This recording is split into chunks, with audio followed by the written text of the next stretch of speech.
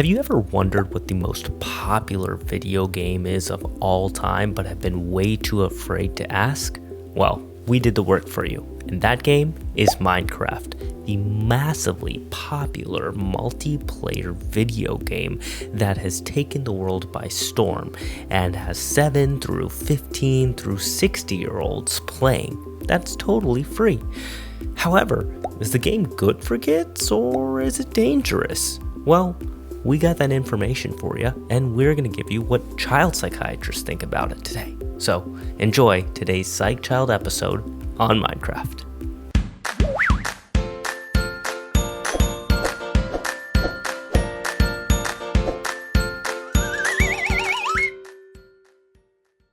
Hi, my name is Wes, and today we're talking about Minecraft. So what is Minecraft? Minecraft is a sandbox or open world game that drives players to explore their surroundings, mine for resources, build structures for protection, and defend themselves from enemies. Users are given the option to play different modes, with the two most common being creative, where there are no enemies, and survival, where there are. Minecraft is played on virtually every digital medium, including cell phones, laptops, PCs, and console systems, and can be played with friends or by oneself. Minecraft has become incredibly popular, with over 140 million monthly active players, and among kids, up to 54% of boys and 46% of girls between the ages of 6 to 12 in the US have spent some time on the game. So what are some potential benefits of the game? Well, Minecraft encourages creativity and problem solving through collaboration with other players. It also helps to develop spatial awareness as players manipulate blocks in the game, which is an important cognitive skill in areas like math and science. Minecraft is also very inclusive and accessible, allowing children and parents to play together. In creating a world, the game can promote other skills like goal setting, resource management, and confidence building. What are some potential harms of the game? Well, children may be exposed to bullying or inappropriate content if allowed to interact with other players via online servers created by others. Communication with strangers invites the possibility of other harms, including tempting children to spend money on in-game purchases or revealing personal information. Bullying can happen in other forms apart from communication with others as well. A practice called griefing, in which players steal from or wreck others' creations, can happen in the game and cause players distress. As with other games, children have the potential to become engrossed in the game and lose track of time, leading to the neglect of real-life responsibilities, such as school and social activities. So what are some ways to promote positivity and avoid some of these harms?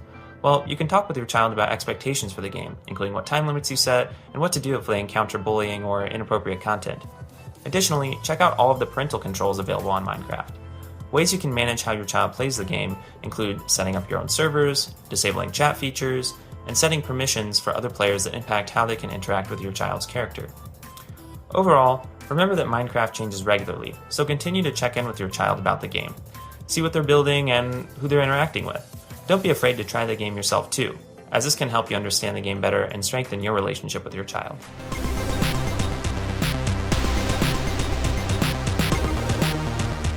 So, Dr. Cherry, talking about Minecraft, could you, in an elevator pitch, describe it in 3 words to someone who hasn't played it? Absolutely. And the 3 words are unlimited virtual Legos.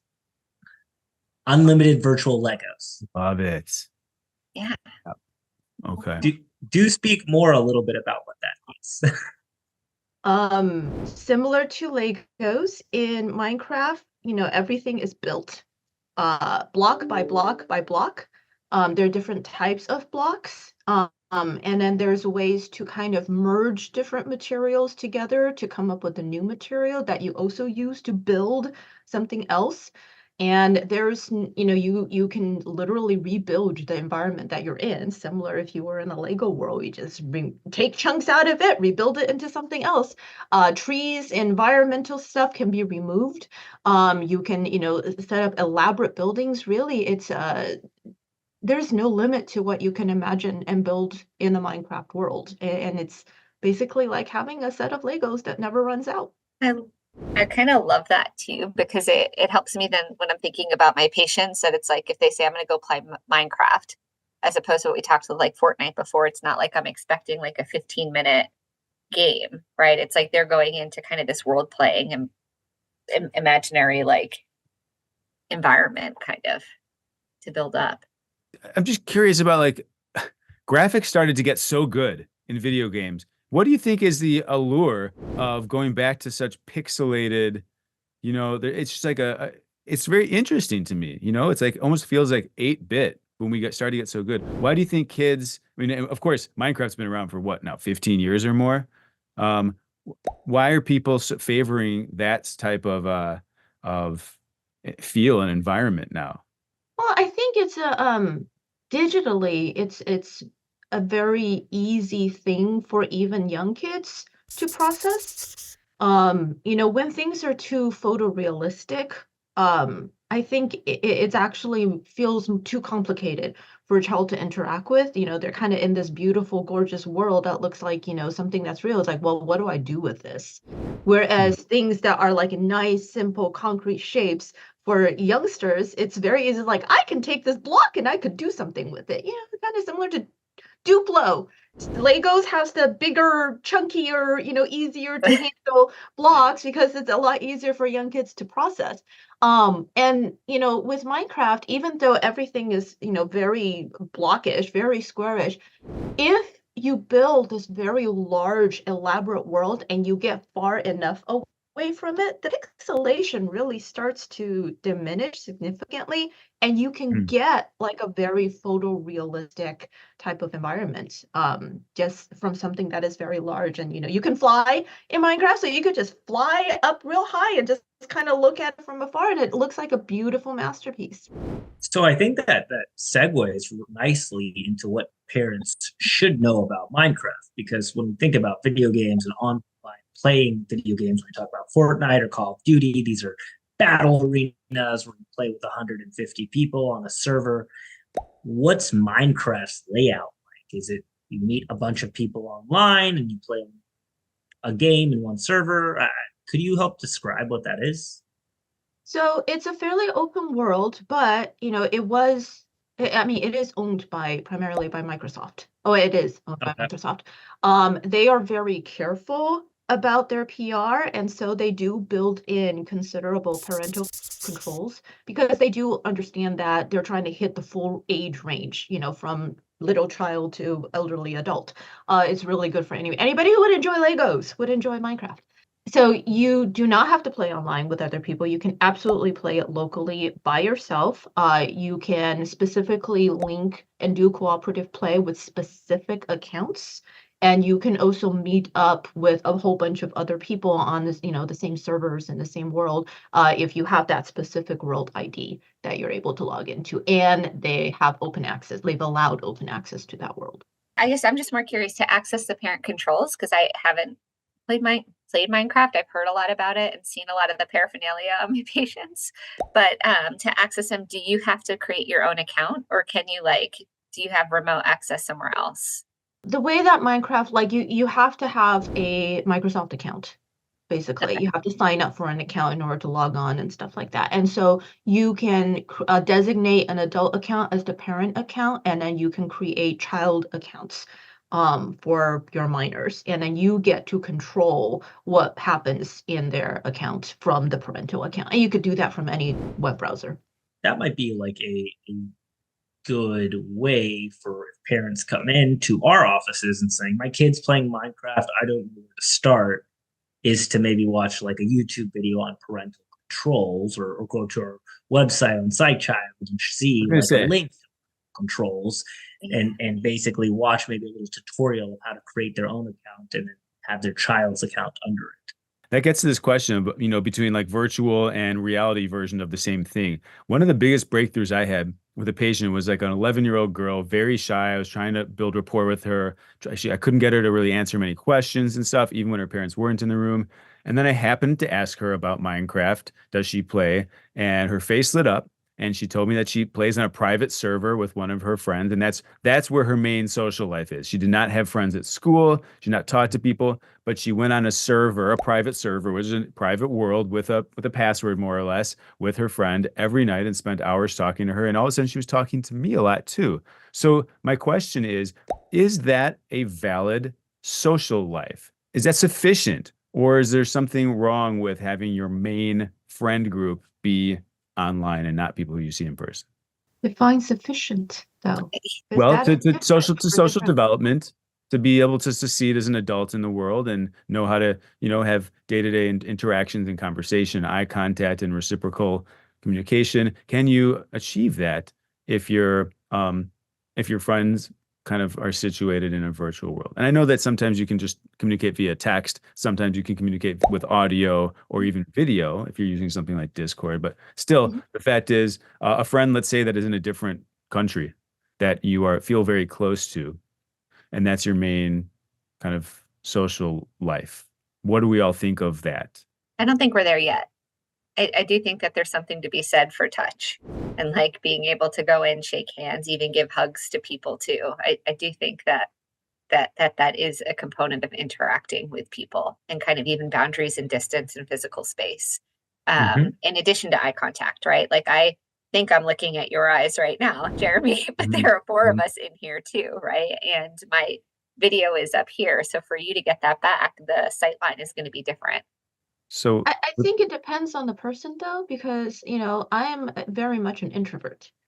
And having grown up pre-internet days where I was forced to have social interactions with a bunch of kids and then a bunch of adults before, broadband became a thing, I vastly prefer to have my social interactions virtually. I do like to have the live video feed, but I actually feel much more as myself and much more comfortable interacting with other people over the screen than if I was in the same room with them. It makes me anxious.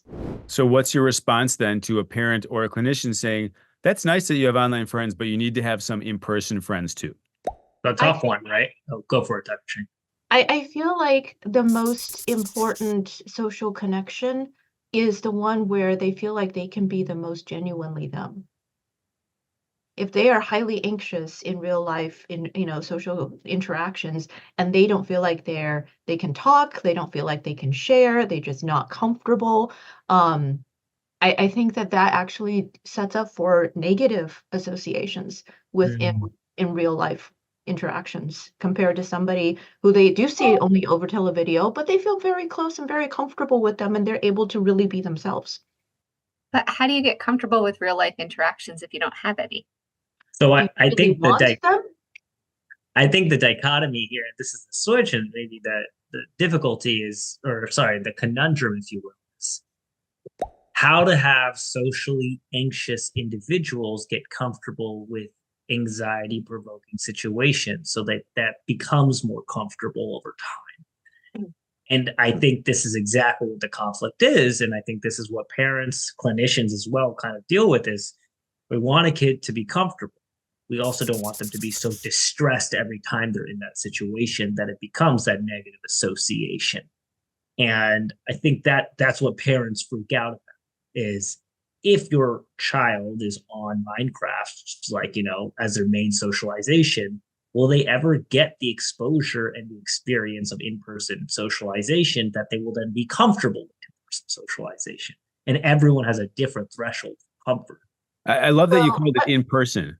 Like, it's just like I think people tend to say real versus online, and I don't think that's a fair word Yeah. because you're invalidating that it's very real to have an online friendship or relationship. In fact, even when people say IRL in real life, nope, that's online too. Online is also real life. So I think maybe a language thing, first of all, is to call it like you did just now, Dr. Sood, in person versus online. It's very tempting. I've done it too to just say like, oh, but what about real interactions? And then I think the first step to support a kid and encourage them and make them feel comfortable trying to step out in person is to first validate that their virtual relationships are real and not dismiss those because then they'll be defensive perhaps. I do think it's important to have those. I've had another patient that I'm just recalling thinking like as we're having this conversation right now who really delineated in their mind their online and their in-person relationships Oh and had yeah. no desire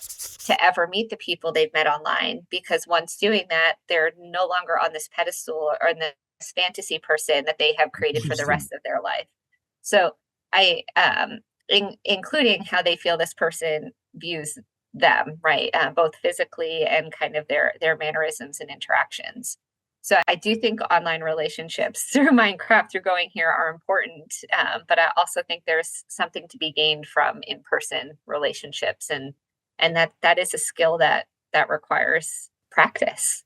Well, Yep. I think, the behaviorist in you, right? Skinner would be proud of this, but like these are muscles, both virtual and being in person muscles. And people are going to be better at one or the other, right? People are going to be more well trained.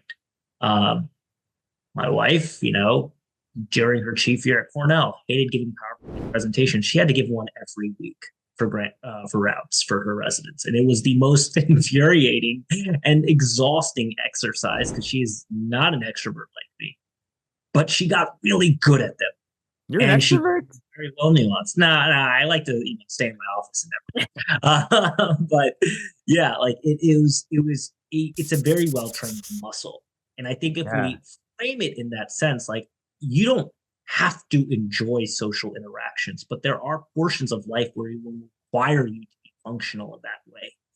And if we can accommodate as best as we can to make sure that we played your strengths big time, but we also nurture that part of you that has some difficulty with it, and that we can nurture that so that you become at least somewhat, quote unquote, if we call it functional in today's society.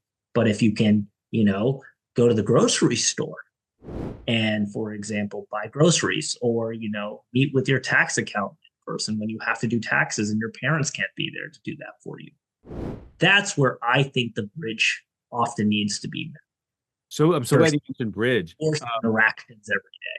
And the nice thing about Minecraft, though, is that, kids especially, they like to build what their interests are. Somebody who's like read a book about something, they want to recreate part of that book in the Minecraft. They, saw a movie that they really like. They want to recreate part of that world in Minecraft. And when they're meeting and interacting with other kids who have common interests that they're expressing and sharing in Minecraft, that very often also helps them to get along much better when they do meet up in person. How does that work in terms of finding things? Like, how did you even find the amusement park? Is there a search function, or you just had to wander around in the world?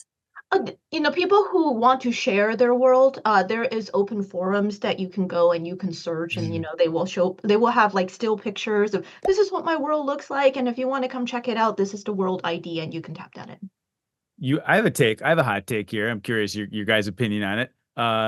Ash mentioned the word bridge, and one of the key goals of PsychChild is to bridge between parents and young people, or grown-ups and young people who they live with. And we talked so much about the importance of saying, hey, kid, it's cool that you have that online relationship and friendship. We want to encourage you to step out into the in-person world and learn some of those skills. Should we also be telling parents, we want you to try to step into the world of a digital relationship and feel what that feels like, and maybe even discover that you can care genuinely about a friend online, so that both people are, again, meeting in the middle there. And, I would think many parents dismiss the value and the realness of online friendships. So how could we encourage parents to, is it as simple as saying, you need to make an account and hop in there and maybe meet with your adult friends or neighbors in there, or what would be a way to build that empathy? I would do it in incentive style for parents. You want your kids to have a better understanding of boundaries with video games, you got to know how they work, right? You want them to have a better alliance with you and listen to you when you say you got to turn it off.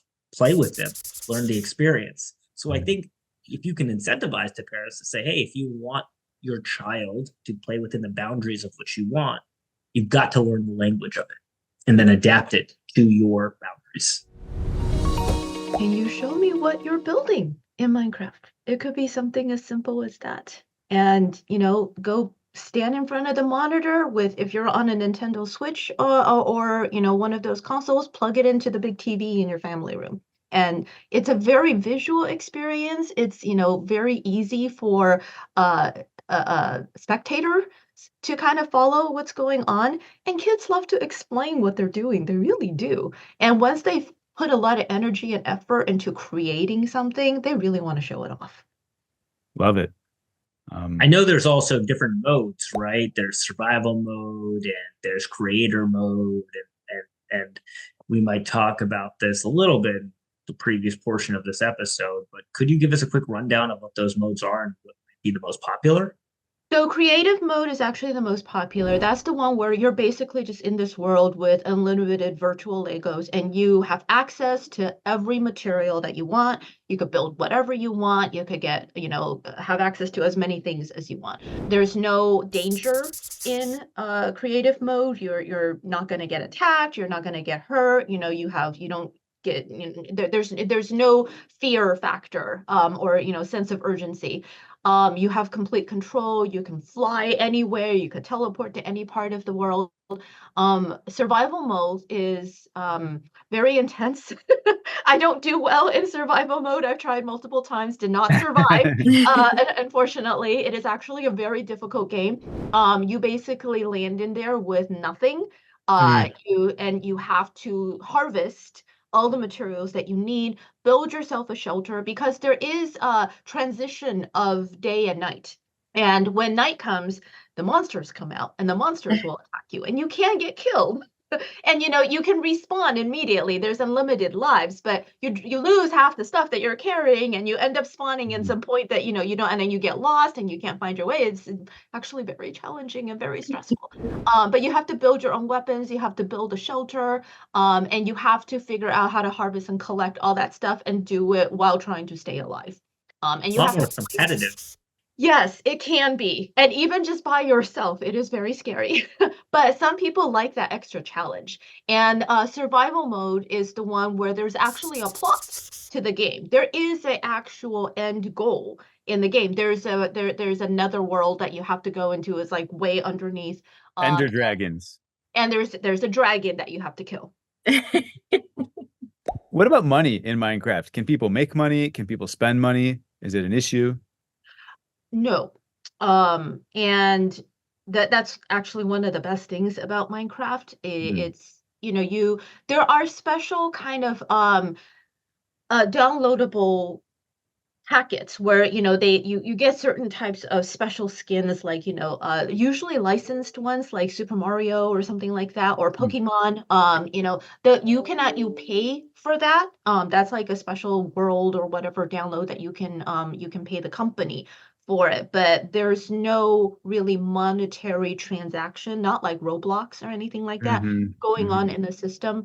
There are NPC characters in Minecraft where you can go, they're like merchants, and you can go and you can trade with them for certain things, but it's all like in-game type of materials. Like you have to trade them like however many crystals that you dug up in order to get emeralds or something like that, Sure.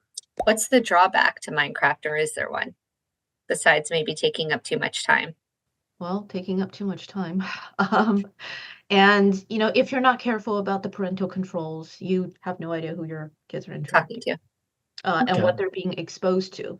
One of the things that I heard, I don't know this person personally, but in through my gaming community grapevine, there was a parent who got quite concerned because they went and finally checked up on their kids' Minecraft account and saw that their kid had recreated a school and was going through and killing the people in the school. And that was a bit concerning for the parents. So the parent looked into immediately trying to get their kids some therapy help. But, you don't know what's going on if you're not checking. I don't know about Minecraft, but I do know that like what you're doing online, especially if you're creating or posting, does have a correlation, certainly to risk. So I certainly hope and I'm grateful that person that you heard about, Dr. Chang, like was acting and kind of taking that, it sounds like seriously, because I think that would necessitate an evaluation. Well, there you have it. Minecraft, an incredibly popular video game, is basically unlimited virtual Legos with multiple different modes to play. It's played by millions of people, it has safe parental controls, and it's free. But you should know who your child is playing with and how they're playing the game. If you'd like to learn more about the video games we talk about, follow us at PsychChild.com and leave us a message or email us about a video game you may want to hear about or you feel like clinicians should be talking to kids about. You guys have a wonderful day.